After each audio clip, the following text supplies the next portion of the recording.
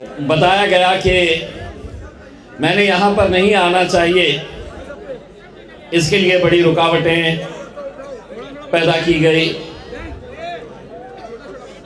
मुझे बताया गया कि यहाँ के जो महानगर पालिका के आयुक्त हैं, म्युनिसिपल कमिश्नर साहब, वो मैदान की परमिशन नहीं दे रहे थे। बार बार मांगने के ऊपर भी परमिशन नहीं दी गई। हमारे कुछ जिम्मेदारों को कोर्ट में जाना पड़ा, कोर्ट ने कुछ फैसला सुनाया।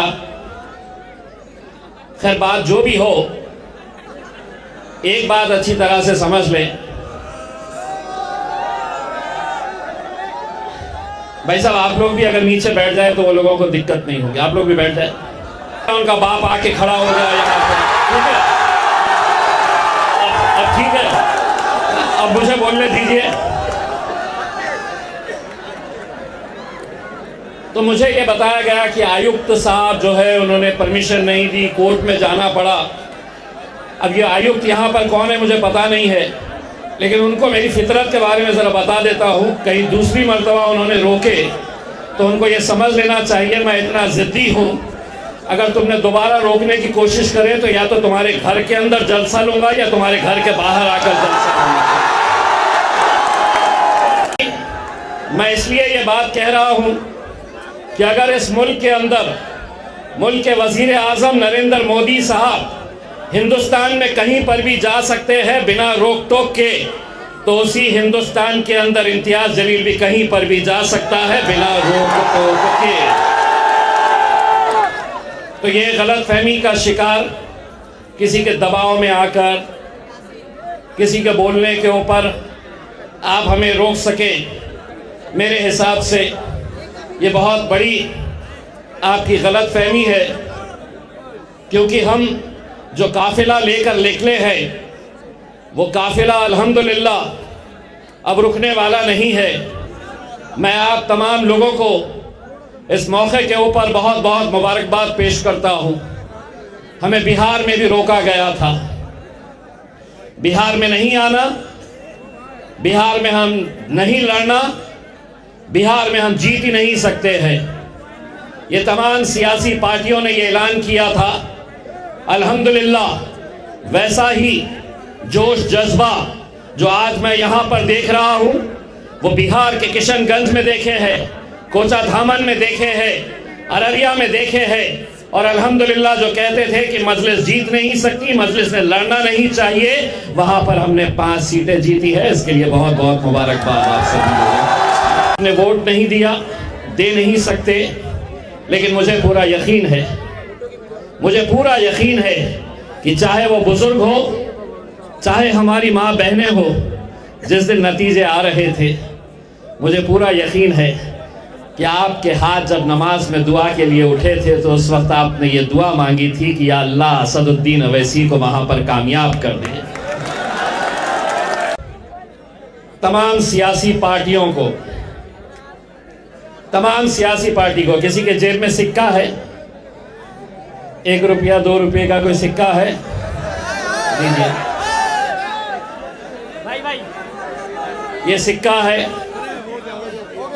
तमाम सियासी पार्टियों को एक पैगाम देने के लिए आया हूं।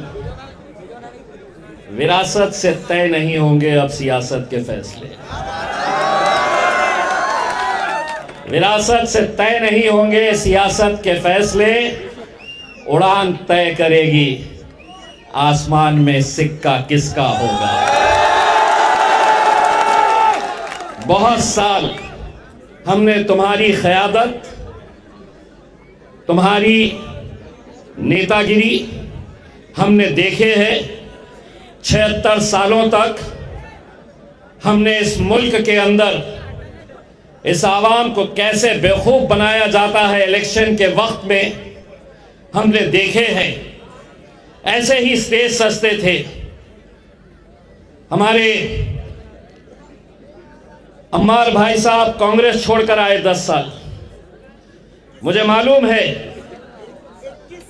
21 साल, सारी जवानी आपने वहीं पर लुटा दी है। पैदा होते ही चले गए थे क्या? 21 साल स्टेज ऐसा सस्ता था। मैं अमर भाई, मैं आपको यकीन के साथ कहता हूं कि आपने 21 साल अपनी उस पार्टी के अंदर लगाए। स्टेज के ऊपर जब बैठते थे होंगे पहले सफ में, तो वहां पर हर एक के लिए जगह रहती थी होगी, लेकिन एक दाढ़ी टोपी वाले अम्मार के लिए जगह नहीं रहती होगी। वहां पर रहते होगे, लेकिन अब हम उनको ये पैगाम देने के लिए आए हैं। पहले स्टेज तुम्हारा सस्ता था। हमारा काम क्या था? हमारा काम दरी बिछाना, हमारा काम कुर्सियां लगाना, हमारा काम बाराती बनकर उनकी महफिलों के अंदर। स्टेज उनका सस्ता था, दूल्हे भाई वो बनते थे, घोड़ी पर वो चढ़ते थे, और हम बाराती बन के उनके पीछे जिंदाबाद मुर्दाबाद के नारे लगाते हुए हम चलते थे। 76 सालों तक हमने यही काम किया। अब हम उनको ये पैगाम देने के लिए आए हैं, शादी होगी, घोड़ी आएगी, लेकिन अब दूल्हे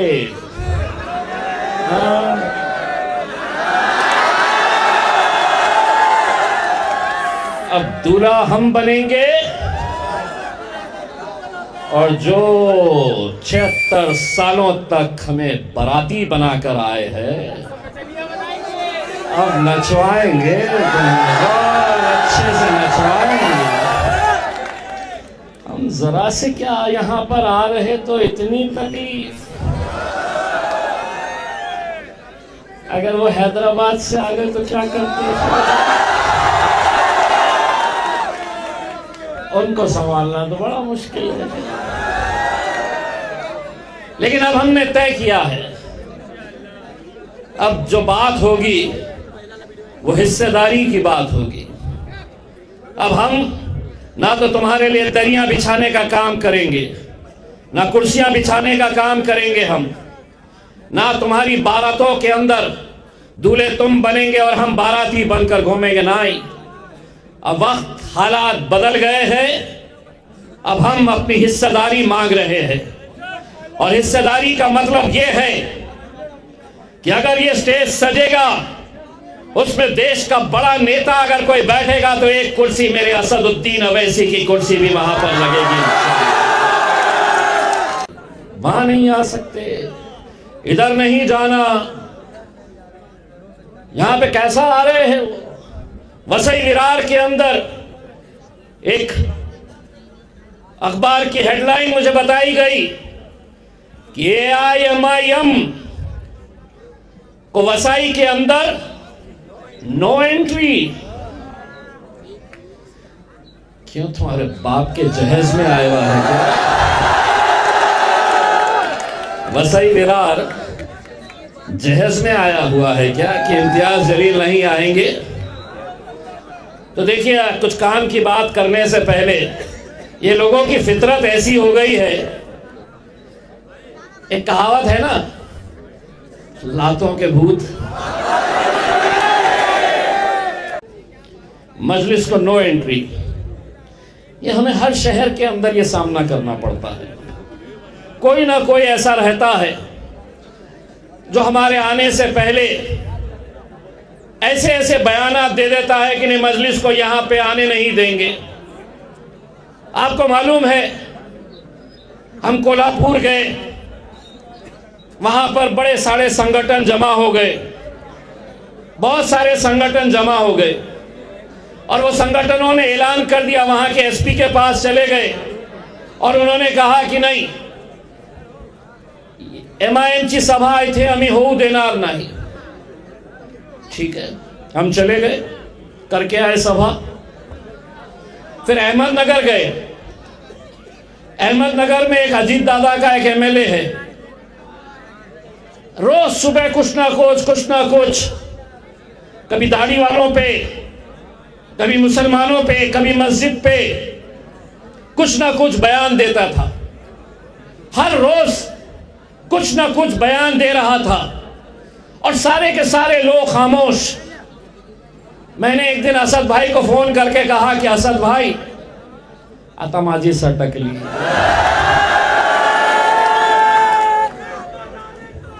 तो असद भाई बोले क्या करता रहते हो मियां? मैं बोला असद भाई चक्कर मार के आता है अहमदनगर, मेरा ख्याल है अल्हम्दुलिल्लाह। उन्होंने कहा चलते। मैं बोला मैं जाने का बोल रहा था, आप तो बोल रहे चलते। नहीं चलो, बोले मैं भी चलता। वहां पर गए तो वहां पर फिर वही संगठन पूरे के पूरे जमा हो गए। भाजपा वाले, शिवसेना वाले, कांग्रेस वाले, एनसीपी वाले, कोई बजरंग दल वाले आ गए, विश्व हिंदू परिषद वाले आ गए और आके गए एसपी के पास, कमिश्नर के पास जाके मेमोरेंडम दिए की आम्ही थे असदुद्दीन अवैसी आणि इम्तियाज जलीलला अहमदनगर मध्ये पाय ही ठेवू देणार नहीं। अब जिसको नहीं समझती है मराठी तो मैं उनको बताना चाह रहा हूँ। उन्होंने ये कहा कि इम्तियाज जलील को भाई साहब इम्तियाज जलील को और असदुद्दीन अवैसी को हम यहाँ पर अपनी ज़मीन के ऊपर पैर भी रखने नहीं देंगे। पूरे मीडिया में चल गया कि साहब इतने सारे संगठन एक साथ मिलकर आ गए, पुलिस को निवेदन दे दिए कि तुम यहाँ पर हमारी ज़मीन के ऊपर पैर भी नहीं रख सकते हैं। अब अपनी फितरत तो ऐसी है,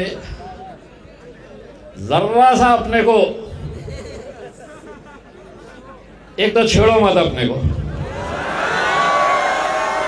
और फिर छेड़े तो तुमको मालूम मीडिया वाले फोन कर करके, आपके जैसे फोन कर करके आप आने वाले हैं, इतने सारे संगठन आपका विरोध कर रहे हैं और उन्होंने ऐलान कर दिया है कि आपको हम आने नहीं देंगे, अपनी ज़मीन पर पैर रखने नहीं देंगे। हम वहाँ पर पहुँच गए अहमदनगर और सबसे पहले स्टेज के ऊपर जाकर मैंने कहा क्या कहे थे, पैर रखने नहीं देंगे, ये ले मेरी टांग, ये मेरा पैर और ये रखा। मैं बोला एक तो सुन ले, तुम सिर्फ पैर नीचे देख रहे हैं, हम पाए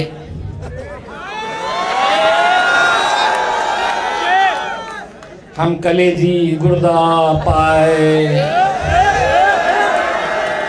खाने वाले, तो तुम हमको बोल रहे यहाँ पे नहीं आना। देखिए इस मुल्क में जमहूरियत है जहां पर आपका अपना एमएलए चुनकर आ सकता है, जहां पर आपका एमपी चुनकर आ सकता है, जहां पर आपका नगर अध्यक्ष चुनकर आ सकता है, लेकिन नहीं आ रहे। क्यों नहीं आ रहे? बड़ा आसान है, इस कौम को बांटना, इस कौम को बिखेरना बड़ा अफसोस होता है। इतना सब कुछ होने के बावजूद भी अगर हम एक ताकत बनकर नहीं खड़े रहे तो आज किस दौर से हम गुजर रहे हैं, कैसा वक्त आया है। मैं अगर अपनी मां बहनों को सुनाऊं तो आप सो नहीं सकेंगे रात में। 31 साल का एक लड़का सतारा के पास एक गांव में, इंजीनियर लड़का, इंजीनियर, इशा की नमाज का वक्त हो रहा है गांव में, पूना के पास सतारा के पास का ये गांव। उसकी बीवी 7 महीने की हामिला, प्रेग्नेंट, 7 महीने की प्रेग्नेंट उसकी बीवी, घर में बुजुर्ग बाप, घर में बुजुर्ग मां, वो बीवी दस्तरखान बिछाई हुई है।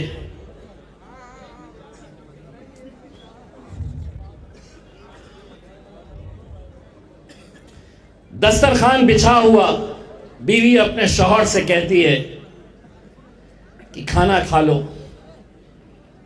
शौहर जवाब देता है कि नहीं, मैं पहले नमाज पढ़कर आता हूं, फिर साथ में खाएंगे। सुनिए नौजवानों, क्योंकि ये वाकया सिर्फ उस लड़के के साथ हुआ है ऐसा नहीं है, कल उसके साथ हुआ है, आने वाले कल के अंदर किसी के साथ भी हो सकता है। लड़का नमाज पढ़ने के लिए जाता है, गांव की छोटी सी मस्जिद है, उस मस्जिद के अंदर उसका एक बूढ़ा बाप भी ईशा की नमाज पढ़ने के लिए, उसी दौरान बजरंग दल विश्व हिंदू परिषद के कुछ गुंडे उस गांव के अंदर आते हैं, किसी एक लड़के की तलाश के अंदर। उस लड़के ने कुछ सोशल मीडिया के ऊपर एक पोस्ट किया था, जिसने वो पोस्ट किया वो लड़का उन्हें मिलता नहीं है, लेकिन सामने उन्हें एक मस्जिद नजर आती है। वो मस्जिद के ऊपर वो पथराव शुरू कर देते हैं। लड़का वजू कर रहा, वजू करते हुए जब वो पत्थर मस्जिद के अंदर आते हैं तो वो समझ जाता है कि कुछ गड़बड़ हुई है। ये नौजवान लड़का दरवाजे के पास खड़े होकर चट्टान की तरह उस मस्जिद के दरवाजे के सामने खड़ा हो जाता है कि ये जो लोग आए हैं ये मस्जिद में ना घुस पाए। लेकिन उन गुंडों की तादाद ज्यादा, वो दरवाजे को धक्का देते हैं। लड़का पूरी कोशिश करता है कि किसी तरह से ये दरवाजे के अंदर ना आ सके। आखिर में वो बजरंग दल के गुंडे दरवाजा मस्जिद का तोड़ के अंदर घुसते हैं, वो लड़के को धक्का मारते हैं, वो जमीन पर गिरता है। वहां पर एक बड़ी फर्शी रखी हुई है, वो फर्शी उठाकर उसके सर पे मारते हैं। कुछ लड़कों के हाथ में रॉड है, वो रॉड से उसका सर फोड़ देते हैं। 31 साल का वो लड़का मस्जिद के अंदर वहीं का वहीं खत्म हो जाता है। मस्जिद में तसव्वुर करिए, उसका बूढ़ा बाप मस्जिद में नमाज पढ़ने के लिए आया और बाहर देख रहा है कि मस्जिद के आंगन के अंदर उसके बेटे की लाश पड़ी है। कि हम हारे जरूर है, हम गिरे जरूर है, हमें हराया जरूर गया है। तमाम सियासी पार्टियां एक साथ मिलकर आ गई थी, तमाम सियासी पार्टियां, चाहे फिर वो सत्ताधारी पक्ष के देवा भाव की पार्टी भाजपा हो, एकनाथ शिंदे साहब की शिवसेना हो, अजीत दादा की एनसीपी हो, या कांग्रेस पार्टी हो, या शरद पवार साहब की पार्टी हो, या अबू आसिम की समाजवादी पार्टी हो, ये सब के सब पूरे के पूरे एक साथ मिल गए और सबने तय किया कि कुछ भी हो जाए, हम में से कोई भी जीता कोई भी हारा चलेगा, लेकिन इम्तियाज जलील ने नहीं जीतना चाहिए। अगर वो हारेगा तो मजलिस महाराष्ट्र के अंदर कमजोर हो जाएगी। लेकिन कहते हैं ना, तो इज्जो मंतशा तो जिल्लो मंतशा, इज्जत का और जिल्लत का देने वाला अल्लाह है। हम हार कर भी ये हाल है।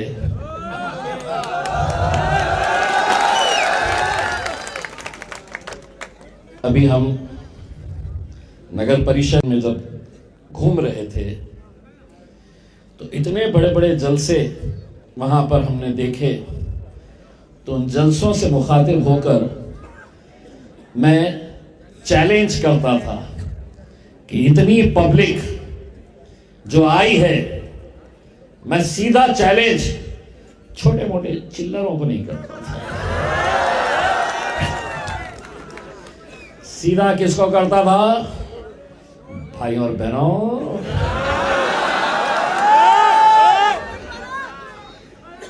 भाई और बहनों को करता था कि तुम्हारा भी जलसा अगर वसई विरार के अंदर होना है तो 500-500 रुपए देना पड़ता, गाड़ियां भेजना पड़ता है, तब जाकर पब्लिक आती है। 500 रुपये दे दो, तुम्हारा भाषण शुरू होने से पहले खिसक जाती है। ये सिर्फ और सिर्फ मजलिस इत्तेहादुल मुस्लिमीन की दीवानगी है कि जो मुझे और आपको एक रिश्ते के अंदर बांधती है, और वो रिश्ता वही है कि तेरा मेरा रिश्ता क्या,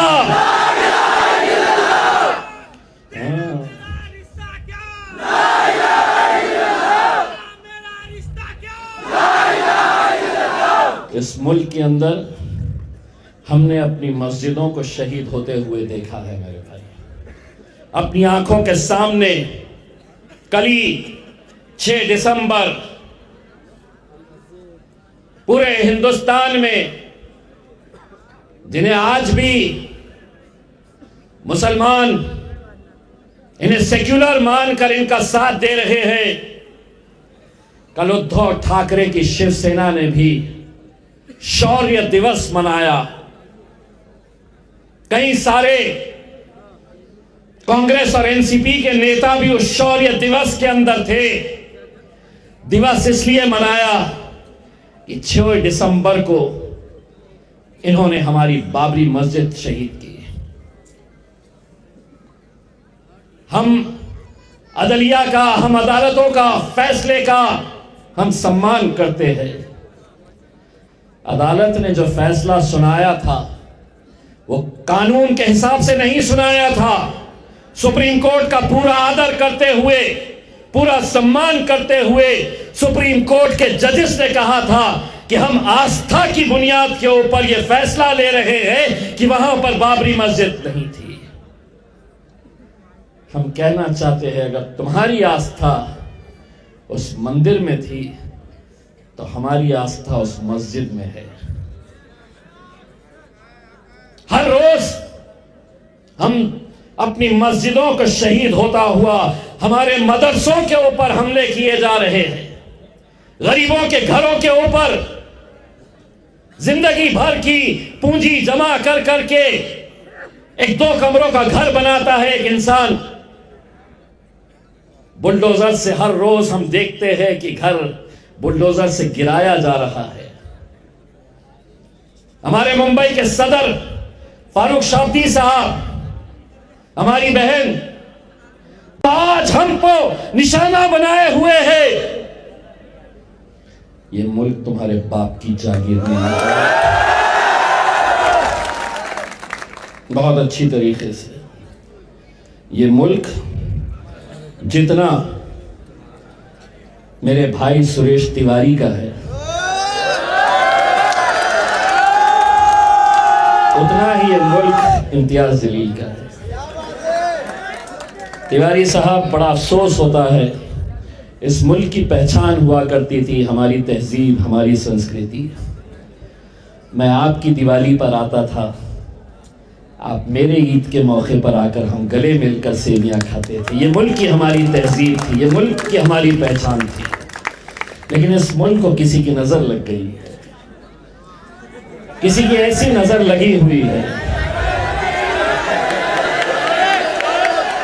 मुझे मालूम है किसकी नजर लगी है। भाइयों बहनों, बड़ी बड़ी हुकूमतें, अल्लाह को तकब्बुर पसंद नहीं है। अगर तुम ये समझ रहे हैं कि मैं जिंदगी भर के लिए मैं अब उस कुर्सी के ऊपर बैठा रहूंगा, तो नहीं भाइयों बहनों, जो ऊपर जाता है उसे नीचे आना पड़ता है। आप 2014 आपने हमको ये बताया था कि आप कुछ बेचते थे।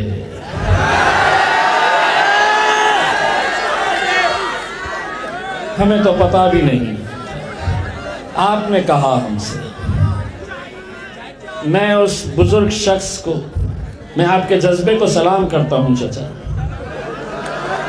यकीन मानिए, मैं वहाँ उस कुर्सी के ऊपर बैठकर देख रहा था, ये नौजवान लड़कों का जोश और आपका होश अगर मिल जाए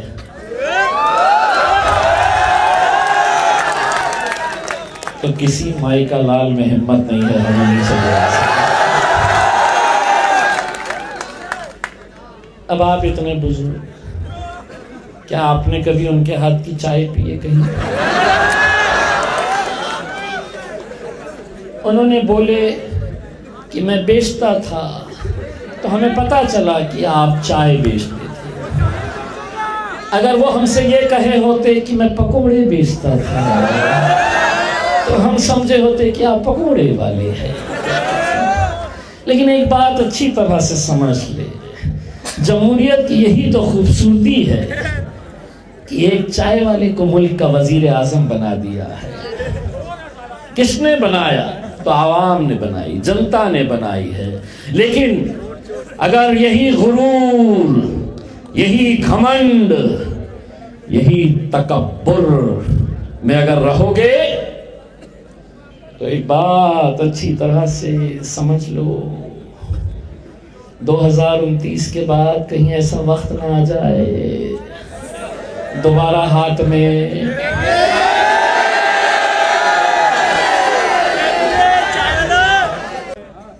रेलवे स्टेशन है कहीं यहाँ पर? वसई विरार का रेलवे स्टेशन। आप ट्रेन में बैठे हैं और खिड़की में से एक आवाज आ रही है, भाइयों बहनों,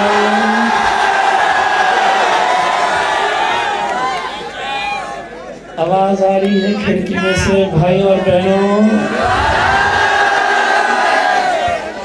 चाय चाय चाय चाय चाय चाय चाय चाय चाय।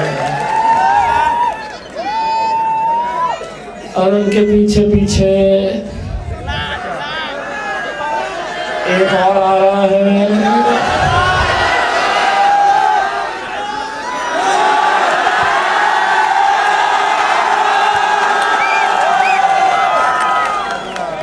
मैंने कुछ नहीं बोला, मैंने कुछ नहीं बोला, लेकिन एक बात यकीनन मैंने उस शख्स को पहुंचा दिया था आप सबकी तरफ से।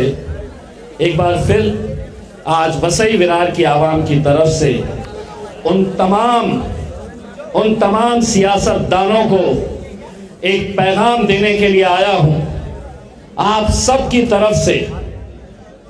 दरअसल क्या है कि पिछले काफी दिनों से मेरे पीछे, मैं जहां जहां जाता हूं तो कुछ सरकारी कैमरे वाले मेरे पीछे,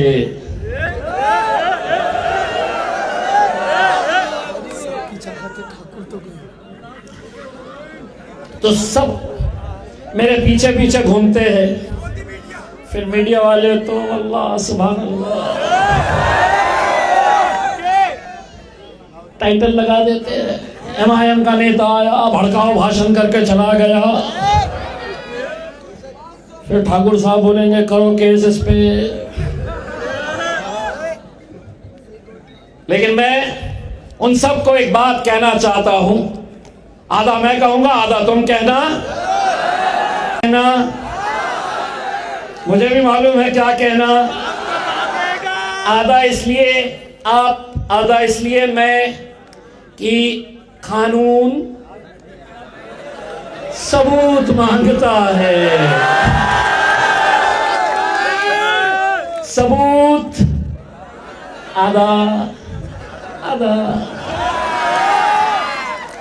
तो आधा मैं बोलूंगा आधा आप बोलना। सभी का खून शामिल है यहाँ की मिट्टी में, ये मुल्क तुम्हारे।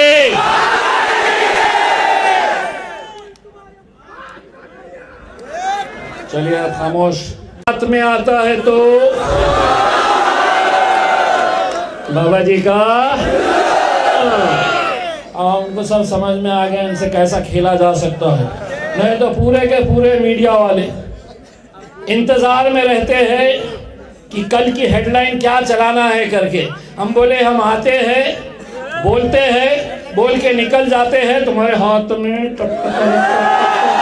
नहीं मिलता है। जो बोलना है हम बोल के चले जाते हैं। बस मेरे बुजुर्गों, मेरे नौजवानों को दो टुकड़ों में बांट दिया था। आज एक शिवसेना जो उनके साथ थी, वही भाजपा अब उन्हें तोड़ने का काम कर रही है। सियासत के अंदर हमारी कुर्सी कितनी मायने रखती है। आज देखिए, जो राजनीति के अंदर एक दूसरे के कट्टर दुश्मन है, एक दूसरे के मुखालिफ है, लेकिन सिर्फ उस कुर्सी की खातिर अपना हाथ में हाथ मिलाकर गठबंधन कर रहे हैं। कहीं शरद पवार साहब एकनाथ शिंदे साहब के साथ चले जा रहे, कहीं अजीत पवार जो भाजपा के साथ है वो उद्धव ठाकरे के साथ चले जा रहे। हर कोई अपनी कुर्सी हासिल करने के लिए हर तरह का समझौता कर रहा है। हम कितने नादान हैं, हम कितने भोले हैं। हमारी कुर्सी हमारे सामने है, लेकिन हम बिखरे पड़े हैं, हम बटे हुए हैं। कोई कहता है कि नहीं साहब, यहां पर आप क्यों आए हैं?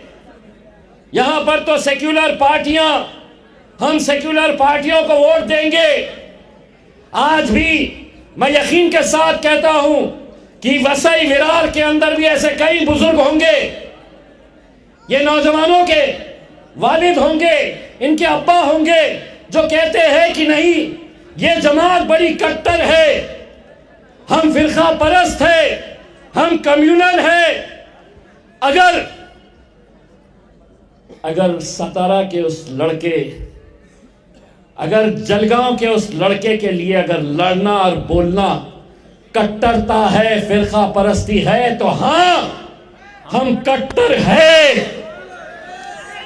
तुम खामोश है, इसलिए हमें आज खड़े रहना पड़ रहा, लड़ना पड़ रहा, बोलना पड़ रहा है। मैं आप लोगों से तो सिर्फ इतनी इल्तिजा करने के लिए आया हूं। मजलिस की सबसे बड़ी ताकत क्या है मेरे मालूम? मेरे ये नौजवान है, मेरे ये नौजवान है जो अब अल्हम्दुलिल्लाह हर रोज इंस्टाग्राम, फेसबुक, सोशल मीडिया पर देखकर उन्हें मालूम है कि क्या चल रहा है। अब अगर इनके अब्बा भी बोलते हैं कि नहीं, अपने को इसको देना वोट, तो पोटे इतने निकल गए, अब्बा को उठा के लेके जाते, हज़रत चलो पतंग के ऊपर मारना है, अपने को माहौल हो गया है करके। यही करना पड़ेगा। यही करके हमें अपनी सियासी ताकत, सियासी वजूद शर्म आनी चाहिए हमें सबको। पूरे महाराष्ट्र में एक भी मुस्लिम मेंबर ऑफ पार्लियामेंट नहीं है। तुम्हारी आवाज पार्लियामेंट के अंदर, जहां भाजपा हुकूमत के अंदर बैठी है, जो ये फैसला कर रही है कि हमारी बच्चियां हिजाब पहनेगी या नहीं, हमारा शरिया कानून रहेगा या नहीं, वहां पे तुम्हारी आवाज ही नहीं है। एक मुस्लिम मेंबर ऑफ पार्लियामेंट नहीं है। दूसरी पार्टियां कहती है कि हम अगर मुसलमान को टिकट देते हैं तो मुसलमान तो उसे वोट दे देता है, लेकिन दूसरी जाति, दूसरे धर्म के लोग उन्हें वोट नहीं देते। तो सुन लो, हमने भी तुम्हारा कोई ठेका नहीं लिया है। हमने अब हम हमारी हिस्सेदारी मांगने के लिए आए हुए हैं। आपको हमारा साथ देना है। वसई विरार के अंदर इंशाअल्लाह हमारे जिम्मेदार अम्मार साहब, हमारे सैफ पठान भाई, आप लोगों की जिम्मेदारी है। सादिक भाई, शाहिद भाई, आप सबकी जिम्मेदारी है। इंशाअल्लाह आने वाले चुनाव के अंदर यहाँ पर मजलिस का झंडा लहराना चाहिए।